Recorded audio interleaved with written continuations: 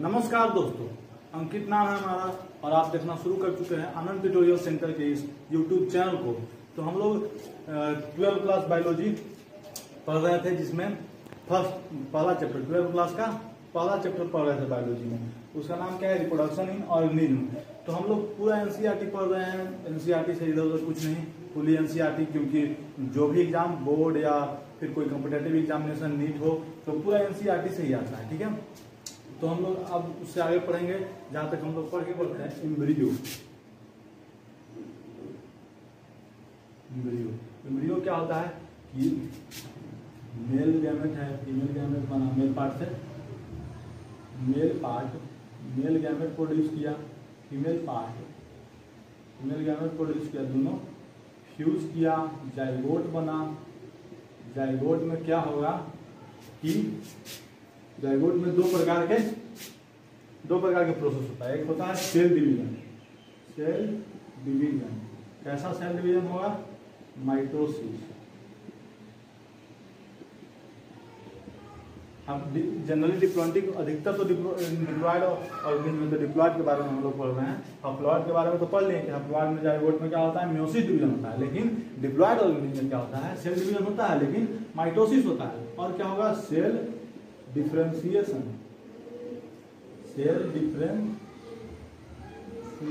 क्या होगा? Cell differentiation. ये दोनों प्रक्रिया होगा और बनेगा क्या? एम्ब्रियो क्या होगा? डेवलप करके न्यू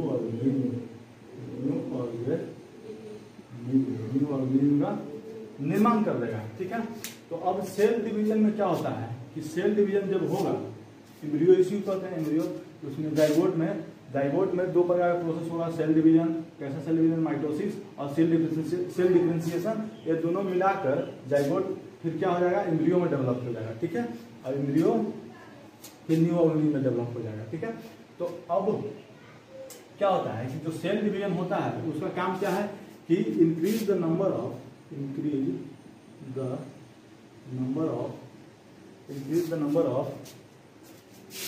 सेल इन जाइगोट में सेल का नंबर इंक्रीज करना, यही काम होता है माइटोसिस का। अब सेल डिफरेंशिएशन का काम क्या होता है? इस सेल डिफरेंशिएशन का क्या होता है कि कोई एक सेल है, जैसे सेल बढ़ा, इंक्रीज सेल का सेल, एक सेल से दो से चार से, मतलब ऐसे ही सेल बढ़ता चला गया, ढेर सारा सेल हो गया। अब ढेर सारा सेल मिलकर क्या बनाएंगे? एक स्पेशलाइज्ड टिश्यू बना देंगे, एक टिश्यू बनेगा। अब टिश्यू जैसे अब कोई ह्यूमन का ही डेवलपमेंट हो रहा है जाइगोट से एम्ब्रियो में, तो क्या होगा? सेल डिवीजन होगा। पहले ढेर सारा सेल उसमें डिवाइड करते सेल इंक्रीज कर जाएगा, नंबर ऑफ सेल इंक्रीज करेंगे। अब क्या होगा कि उसमें सब ऑर्गन बनना है, जैसे किडनी बनेगा, हार्ट बनेगा, लिवर बनेगा। तो एक स्पेशलाइज सेल हो जाए, एक स्पेशलाइज टिश्यू बन जाता है। जैसे किडनी बनना है तो एक स्पेशलाइज टिश्यू, एक स्पेशल ढेर सारा सेल मिलकर एक स्पेशल प्रकार का एक टिश्यू का गुच्छा बना लेंगे। और वो जो टिश्यू जो होता है डिफरेंशिएट करेगा। सेल डिफरेंशिएट हो रहा है, सेल ढेर सारा सेल बना। ठीक है, अब ये सेल डिफरेंशिएट करके एक स्पेशल टिश्यू बना लिया। अब ये स्पेशल टिश्यू एक स्पेशल ऑर्गन बनाएगा। अब ये स्पेशल ऑर्गन क्या होगा कि ऐसा स्पेशल ऑर्गन ढेर सारा स्पेशल ऑर्गन रहेगा, जैसे किडनी हो गया, लिवर हो गया, हार्ट हो गया। तो ऐसा स्पेशल ऑर्गन ढेर सारा मिलके एक बॉडी का निर्माण कर देगा। एक नया ऑर्गेनिज्म डेवलप हो गया। ठीक है, तो दो प्रकार के प्रोसेस, सेल डिवीजन है, सेल डिफरेंशिएशन से एम्ब्रियो बनता है। ऐसे ही बनता है एम्ब्रियो, फिर डेवलप करेगा, ऑर्गन बन गया तो धीरे धीरे ऑर्गेनिज्म का निर्माण हो जाएगा, बॉडी बन जाएगा, पूरा फॉर्मेशन बॉडी का हो जाएगा। ठीक है, बताया है। तो जाइगोट के डेवलपमेंट के आधार पर ऑर्गेनिज्म का भी क्लासिफिकेशन किया गया है। ऑर्गेनिज्म को दो भागों में बांट दिया गया है कि कैसे जाइगोट का डेवलपमेंट होता है। ठीक है, तो organism characteristic on the basis of किसके आधार पर? Development of zygote. तो दो प्रकार के होते हैं, एक होता है ओविपेरस, एक होता है विविपेरस।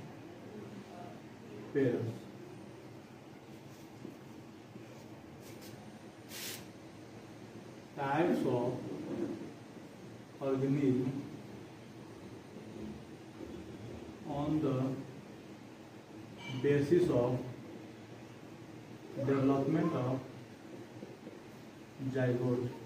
जाइगोट के डेवलपमेंट के आधार पर ऑर्गेनिज्म के कितने प्रकार होते हैं? 2 प्रकार, ओविपेरस एंड विविपेरस। और ओविपेरस में क्या होता है कि ओविपेरस में क्या होता है कि जाइगोट जो है, development of zygote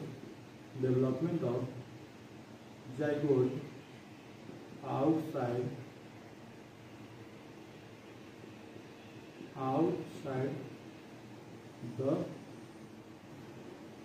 the body. Oviparous में क्या होता है कि जाइगोट का जो डेवलपमेंट होता है बॉडी के बाहर होता है, और विविपेरस में क्या होता है कि इनसाइड द बॉडी, बॉडी के अंदर होता है। जाइगोट का डेवलपमेंट कहाँ होता है? बॉडी के अंदर होता है विविपेरस में। ओविपेरस में जाइगोट का डेवलपमेंट बाहर होता है। अब देखिए क्या होता है कि इसका एग्जांपल क्या है? एग्जांपल पहले जान लीजिए। एग्जांपल है reptiles, birds, reptiles and birds. इसका एग्जांपल है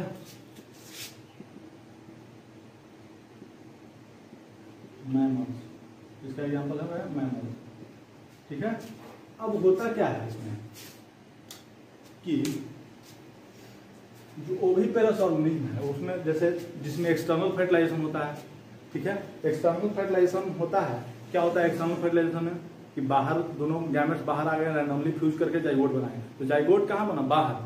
और एक प्रकार का ऑर्गेनिज्म है जो इंटरनल फर्टिलाइजेशन होता है, जैसे बर्ड में फर्टिलाइजेशन इंटरनल होगा, लेकिन फर्टिलाइजेशन के बाद जाइगोट बाहर निकल जाएगा, बॉडी से बाहर आ जाएगा, और बाहर आने के बाद उसका डेवलपमेंट एम्ब्रियो में बाहर ही होगा। तो इसमें क्या होता है कि दोनों प्रकार के फर्टिलाइजेशन होता है, इंटरनल एंड एक्सटर्नल दोनों प्रकार का फर्टिलाइजेशन होता है इसमें। लेकिन इसमें फर्टिलाइजेशन क्या होगा? सिर्फ इंटरनल फर्टिलाइजेशन। अब इंटरनल फर्टिलाइजेशन होगा तभी तो जाइगोट का डेवलपमेंट इंटरनल बॉडी के अंदर होगा। अब बॉडी के बाहर फर्टिलाइजेशन बॉडी के बाहर हो रहा है, तो बॉडी के अंदर डेवलपमेंट नहीं होगा। तो इंटरनल फर्टिलाइजेशन में ही सिर्फ विविपेरस होता है, विविपेरस में सिर्फ इंटरनल फर्टिलाइजेशन होता है, लेकिन ओविपेरस ऑर्गेनिज्म में इंटरनल और एक्सटर्नल फर्टिलाइजेशन दोनों होता है। अब जो होता है कि विविपेरस ऑर्गेनिज्म क्यों बोला गया है? क्योंकि एक अंडा देते ले एग्स, और ये क्या हो गया? ओविपेरस ले एग्स, अंडा देता है, और विविपेरस ले फुल्ली डेवलप्ड बॉडी, पूरा डेवलप्ड बॉडी ही विविपेरस में जन्म लेता है। बर्थ, ठीक है। तो इसमें क्या होता है? अंडा तो रिलीज होता है, लेकिन कोई जरूरी नहीं है कि फर्टिलाइज जाए। जैसे जिसमें एक्सटर्नल फर्टिलाइजेशन होगा उसमें तो अनफर्टिलाइज एक बाहर निकलेगा, और जिसमें इंटरनल फर्टिलाइजेशन होगा उसमें जो एक बाहर निकलेगा वो क्या होगा? फर्टिलाइज। तो इसमें unfertilized and fertilise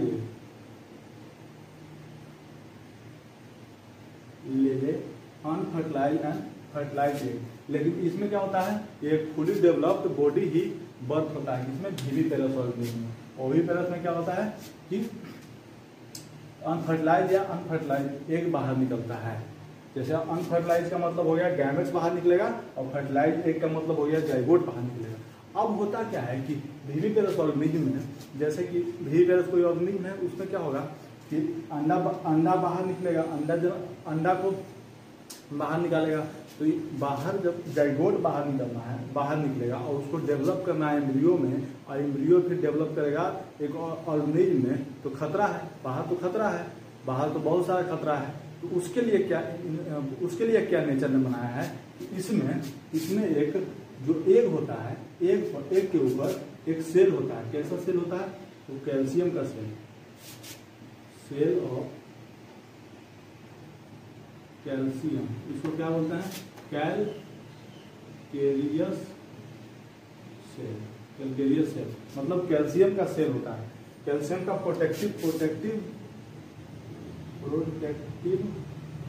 protective layer लिखिए तो और अच्छा रहेगा। Protective layer of calcium, calcium का एक प्रोटेक्टिव लेयर होता है। किस लिए होता है कि बाहरी इन्वायरमेंट से बचने के लिए, बचाने के लिए, इस अंडा को बचाने के लिए उसमें एक लेयर होता है। कैसा लेयर होता है? कैल्शियम का लेयर होता है, उसको कहिए सेल। इसमें क्या होता है ओविपेरस ऑर्गेनिज्म में कि अंडा बाहर आएगा, जाइगोट बाहर आएगा, जाइगोट के रूप में या तो गैमेट के रूप में, और फर्टिलाइजेशन या तो बाहर होगा या तो अंदर होगा। लेकिन बाहर डेवलपमेंट, जाइगोट का डेवलपमेंट कहाँ होना है? बाहर एम्ब्रियो, जाइगोट से एम्ब्रियो बनेगा, एम्ब्रियो से ऑर्गेनिज्म बनेगा।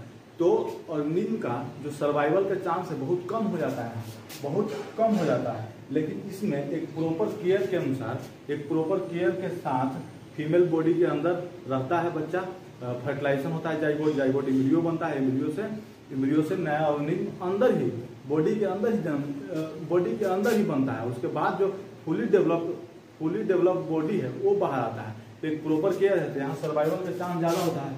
तो चांस ऑफ सर्वाइवल मोड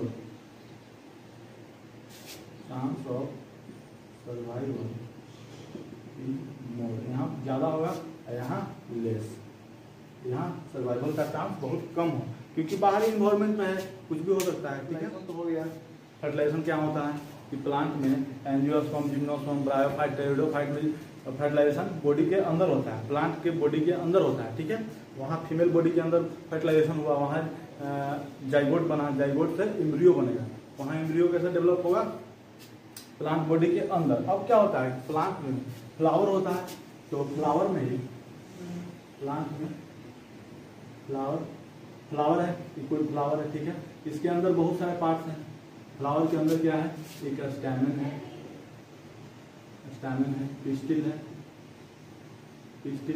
ठीक है, सेपल है, पेटल है। बाहरी जो होता है उसको सेपल बोलते हैं, पेटल बोलते हैं। उसका जो फीमेल पार्ट है उसको पिस्टिल बोलेंगे, स्टैमेन बोलेंगे, मेल पार्ट को। तो मेल पार्ट से फीमेल, मान लीजिए फीमेल पार्ट में ये तीनों है, पिस्टिल का सेपल और पेटल तो होगा ही, सेपल पेटल होगा ही, पिस्टिल भी होगा।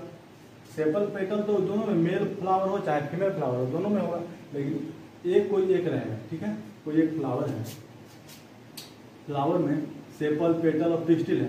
फीमेल, मेल गैमेट से आया, फीमेल के पास फ्यूज किया और जाइगोट बना। जाइगोट से जैसे ही एम्ब्रियो में डेवलपमेंट होगा तो सेपल और पेटल झड़ जाएंगे, तो सेपल पेटल झड़ जाते हैं। फर्टिलाइजेशन के बाद सेपल पेटल झड़ जाएंगे, बचेगा सिर्फ क्या? पिस्टिल बचेगा। पिस्टिल में क्या होता है? स्टिग्मा स्टाइल ओवरी, तो स्टिग्मा स्टाइल भी धीरे धीरे झड़ जाते हैं, सिर्फ बचता है ओवरी। ओवरी क्या होता है? अब देखिए इसमें डेवलपमेंट क्या होता है कि फर्टिलाइजेशन के बाद एक चीज जानिए यहाँ कि जो ओव्यूल है फर्टिलाइजेशन के बाद किस में चेंज हो जाएगा? सीड में। और जो ओवरी है वो फर्टिलाइजेशन के बाद किस में चेंज हो जाएगा? फ्रूट में। और बाकी सब तो झड़ गए, सिर्फ बचा ओव्यूल, सेपल, पेटल तो झड़ गए। और जो पिस्टिल है उसमें भी स्टिग्मा स्टाइल ओवरी, तो स्टिग्मा और स्टाइल तो झड़ जाते हैं। जैसे ये है, ये क्या है? स्टिग्मा है, ये क्या है? स्टाइल है, ये क्या है? ओवरी है। और यहाँ से लगा है सेपल, लगा है पेटल। ये सेपल, पेटल ये सब झड़ जाएंगे, झड़ गया, धीरे धीरे ये भी झड़ गया, बच गया सिर्फ ओवरी के अंदर ओव्यूल होता है। ओव्यूल जब फर्टिलाइजेशन के बाद ओव्यूल क्या बनेगा? सीड। इसे याद रखिएगा तब, ओव्यूल जब फर्टिलाइजेशन होता है, ओव्यूल के अंदर एग होता है, तो एग फर्टिलाइज करेगा, धीरे धीरे डेवलप करेगा एम्ब्रियो में, तो ओव्यूल जो है वो बदल जाएगा सीड में, ओवरी जो है वो बदल जाएगा फ्रूट में। ठीक है, ओवरी के जो कवरिंग रहते हैं वो बन जाएगा फ्रूट का कवर। अब जो फ्रूट में 3 कवर बनते हैं, फ्रूट में 3 कवर होता है। ऊपर वाला को कहते हैं एपिकार्प, बीच वाला को कहते हैं मेसोकार्प, और इनर पार्ट को कहते हैं एंडोकार्प। ठीक है, epicarp out middle, outer middle और इनर। ये तीनों क्या है, लेयर है, फ्रूट का लेयर है तीनों, इपिकार्प, मेसोकार्प, इंडोकार्प, ठीक है, वाल है, ओवरी का वाल, इपिकार्प, मेसोकार्प, इंडोकार्प, तो यही ओवरी का वाल बन जाता है, फ्रूट का वाल, तो उसको ही इपिकार्प, मेसोकार्प, इंडोकार्प भी कहेंगे, ठीक है। अब देखते हैं कि फर्टिलाइजेशन, अब कहीं कहीं फर्टिलाइजेशन नहीं होता है, जैसे प्लांट में, कई प्लांट में ऐसा देखा गया है कि बिना फर्टिलाइजेशन के फीमेल गैमेट जो है, फीमेल गैमेट ही प्रोड्यूस, जैसे ओव्यूल जो है, ओव्यूल के अंदर एग ही क्या करता है, डेवलप करके एम्ब्रियो बना लेता है, और एम्ब्रियो से एक नया ऑर्गेनिज्म बना जाता है। तो बिना फर्टिलाइजेशन के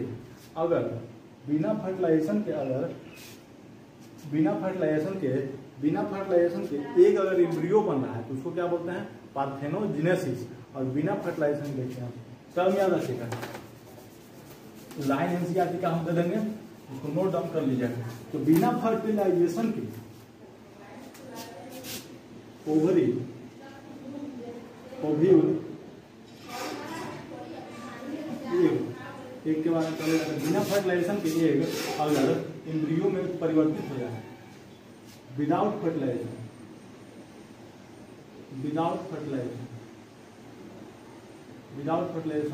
एग अगर एम्ब्रियो में चेंज हो जाए तो उसको बोलते हैं पार्थेनोजेनेसिस।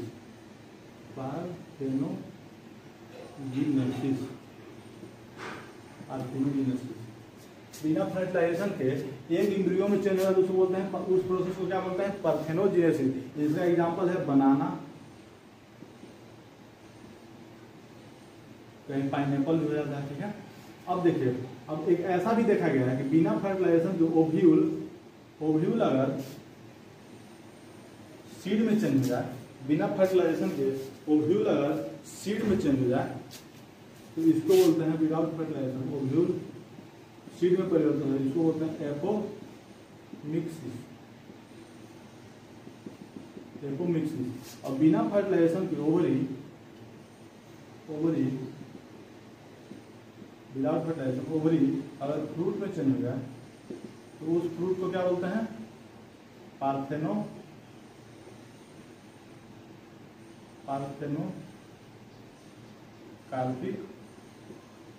फ्रूट। बिना फर्टिलाइजेशन के एग अगर एम्ब्रियो में बदल जाए तो उसको बोलते हैं, उस प्रोसेस को क्या बोलते हैं, पार्थेनोजेनेसिस। और बिना फर्टिलाइजेशन के ओवरी फ्रूट में चेंज हो जाए तो उसको बोलते हैं पार्थेनोकार्पिक फ्रूट। बिना फर्टिलाइजेशन के ओव्यूल सीड में नहीं, फर्टिलाइजेशन नहीं हुआ, लेकिन ओव्यूल अपने आप को, जैसे ओव्यूल ऐसे है, इसके अंदर एग है, ये हो गया ओव्यूल है, ठीक है। फर्टिलाइजेशन नहीं हुआ, लेकिन इसका जो ओव्यूल का लेयर है, इसको बोलते हैं, ओव्यूल का जो लेयर है वो डेवलप करके एम्ब्रियो बना ले। तो ओव्यूल एम्ब्रियो बना लेता है, विदाउट फर्टिलाइजेशन एम्ब्रियो बना लेता है, उसको एपोमिक्सिस कहते हैं। ओव्यूल अगर विदाउट फर्टिलाइजेशन के एम्ब्रियो बना ले तो उसको एपोमिक्सिस कहते हैं, ठीक है। तो हमारा 12वीं क्लास बायोलॉजी का पहला चैप्टर खत्म हुआ। तो अगर वीडियो अच्छा लगे लाइक जरूर कीजिएगा और चैनल को सब्सक्राइब जरूर करें, और नीचे जो भी परेशानी है उसको कमेंट में लिखें, ठीक है। धन्यवाद।